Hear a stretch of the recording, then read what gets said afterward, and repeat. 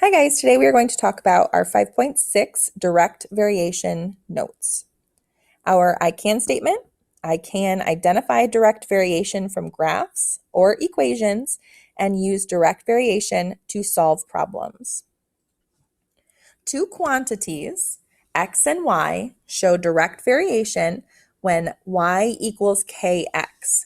One other way you may see this, you may see it written as y equals mx. Okay, and hopefully we remember that m from last chapter, last section from 5.5, m equals slope. Okay, so we may see it as y equals kx or y equals mx, where k is a number and it is not equal to 0. The number k is called the constant of proportionality. So one thing to keep in mind is we notice that, or we've been able to substitute in this k or this m. So the constant of proportionality is the same thing as slope.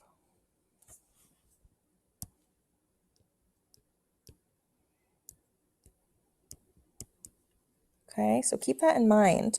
So k is the same thing. It's just in a different form. We just use k to call it the constant of proportionality, but really we're just looking for our slope again.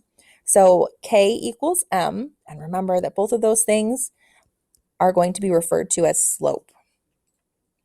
So we talked back in 5.2e about a slope that is going through the origin. So anytime we see a graph of a line that says y equals kx, or again, we could see y equals mx, it's going to have a slope that passes through the origin, or 0, 0. So two quantities that show direct variation are in a proportional relationship. All right, so let's take a look at our first example. Example 1. We want to tell whether x and y show direct variation. We need to explain yes or no.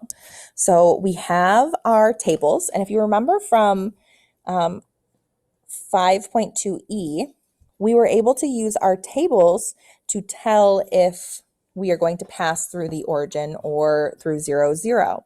Well, we can still do that here. However, I still want us to actually graph those points just to prove it one way or the other. Okay, so let's look. We have 1, negative 2, so I go over 1, down 2, go over 2, down 0, go over 3, up 2, go over 4, up 4. All right, so this one, I can clearly see that it is not passing through the origin like I need it to. Now the points do line up and make a nice line. However, we are looking for a point that is going to go through that origin.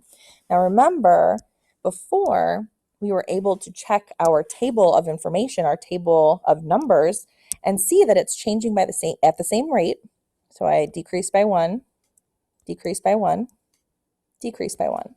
If I decrease by 1 more, I'm actually going to get to my x value of 0, which is what I want. But here, if I decrease by 2, I'm already at 0, and I do not have my x value at 0 the same time as my y value. So this one does not show direct variation. Should we write this down?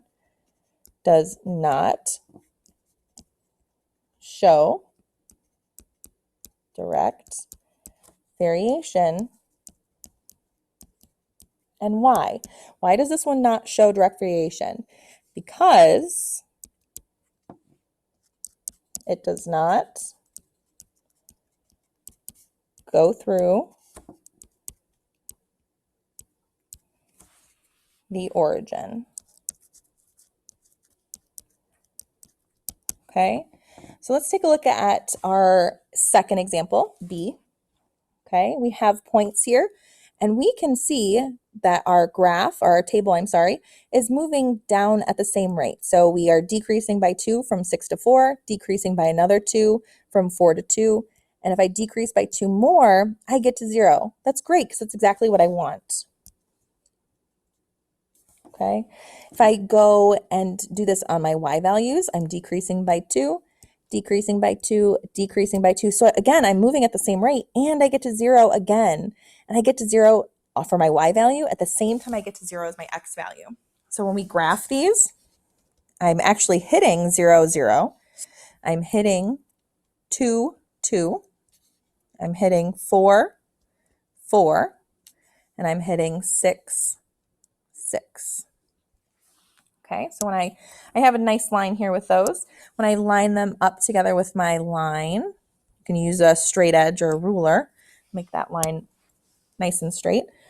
Okay, it does in fact go through the origin, and we can tell from our graph, or our table, I'm sorry, that it does hit 0, 0 at the same time for both the x and the y values. So this one we want to put, because it does say explain, so we want to make sure that we have an explanation down. This one does show, so yes, it does show direct variation.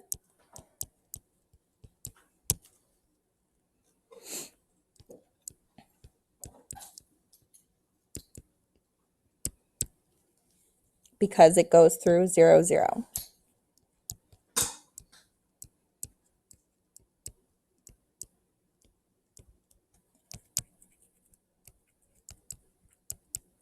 Okay, and remember the 0, 0 that I'm referring to is the origin. All right, let's take a look at our next example. Example 2, tell whether x and y show direct variation and explain your reasoning. So remember, we want to look for a formula or an equation, I'm sorry, because we do have our equal sign. We do want to look for an equation that looks exactly like this. So either y equals, remember the k is going to be some number, but it's not going to be 0. So I need to have the y equals kx, or it could look like y equals mx. Okay, so let's take a look at A. Well, first of all, I see some problems here because I don't see y all by itself, right? I see this 1 attached. So I want to undo that. And to undo that, I'm going to give myself a little bit more space.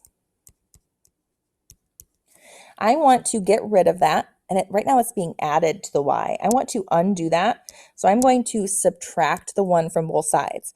I'm going to put this off to the side a little bit because I know that the 1 does not have an x attached. So I really can't subtract the 1 from the 2x. So I just put it off to the side because I really just attach it there. So right now I'm left with y equals 2x minus 1. Okay, so remember, we're looking for the k value or the m position in our equation to have some kind of a value. And it does, right? Because we have y equals, we have a k, which is 2 in this position, and then we are having that k or that number multiplied by x. So it does look like this equation. However, we have this minus 1 over here that really messes up that equation. Because up here, we don't have anything being added or subtracted from our mx or our kx. So in this case, for example A, this does not show direct variation. Okay, so this one does not show direct variation because our equation does not match the y equals kx equation. All right, let's take a look at example B. So we have 1/2 y equals x. So I want to try to get my y all by itself. So to get my y all by itself, I need to undo the attached 1/2. So it's being multiplied. So I can go through and divide, but remember it is a fraction. So I can multiply by the reciprocal. So I'm going to multiply by 2 over 1 on both sides. So this is going to leave me with y equals 2x. Okay, so this equation actually does look just like the y equals mx or the y equals kx. So this one does go through the origin because it matches our equation, and because it matches our equation, it does show direct variation. Okay, go ahead and pause the video and try the next 6.